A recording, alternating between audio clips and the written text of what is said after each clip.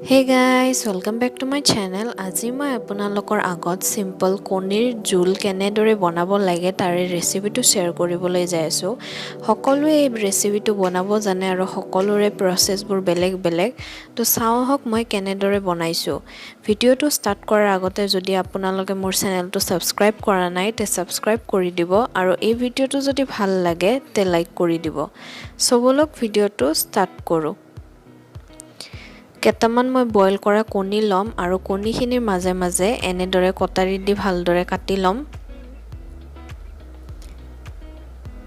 ইয়াতে মই হাফ চামুচ নিমখ দিম, হাফ চামুচ হালধি দিম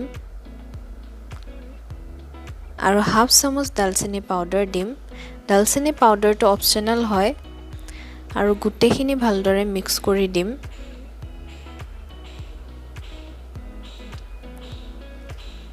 মিক্স কৰাৰ পিছত অলপমান তেল গৰম হ'ব দিম। তেলখিনি গৰম হ'লে মই কণীকিটা দি দিম আৰু কালাৰটো চেঞ্জ হোৱালৈকে কণীখিনি ভালদৰে ভাজি থাকিম।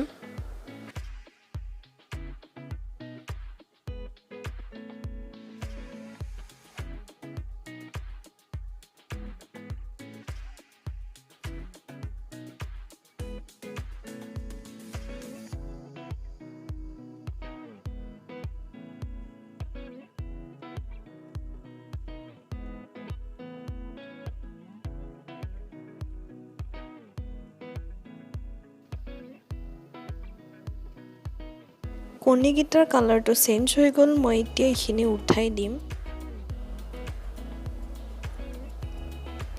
আৰু বাছি থকা তেলখিনিত মই দুটা পিয়াজ গ্ৰাইণ্ড কৰি লৈছো। সেইখিনি ইয়াতে দি কেনে ভালদৰে ভাজি লম যেতিয়ালৈকে পিয়াজৰ কেঁচা গোন্ধটো গুচি নাযায়।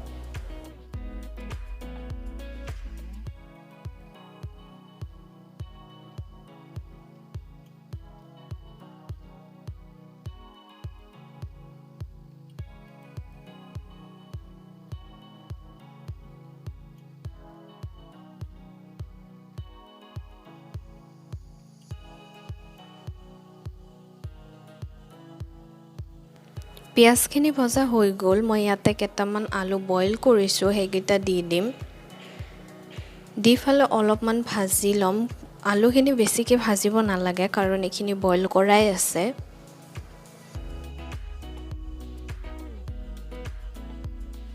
এতিয়া মই ইয়াতে জিৰা ধনিয়া আৰু জালুকৰ পেষ্ট বনাইছিলো সেইখিনি দি দিম। আপোনালোকে পাউডাৰ মছলাও ইউজ কৰিব পাৰে। অলপমান পানী দিম যাতে মছলাখিনি ভালদৰে ভজা যাব।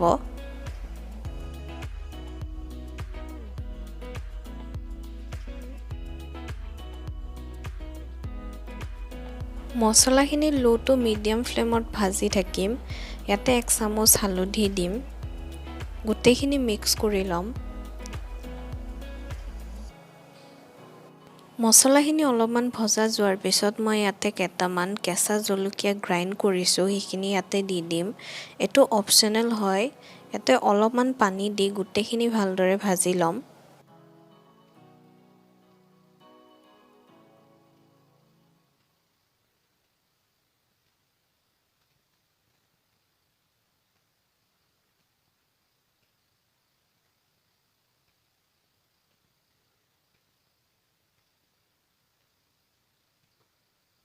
এতিয়া গোটেইখিনি ভজা হোৱাৰ পিছত মই ইয়াতে খোৱাত অনুসৰি নিমখ দিম।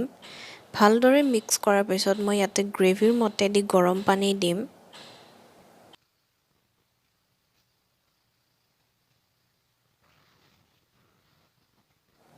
যেতিয়া গ্ৰেভিখিনি অলপমান উতল আহিব তেতিয়া মই ইয়াতে কণীখিনি দি দিম। কণীখিনি দিয়াৰ পিছত ভালদৰে গ্ৰেভিখিনি আৰু উতলিবৰ কাৰণে গেছত থৈ দিম। এতিয়া আপোনালোকে গেছৰ ফ্লেমটো হাইও কৰি দিব পাৰে। আমাৰ কণীখিনি হৈ গ'ল, এতিয়া মই গেছটো অফ কৰি দিম।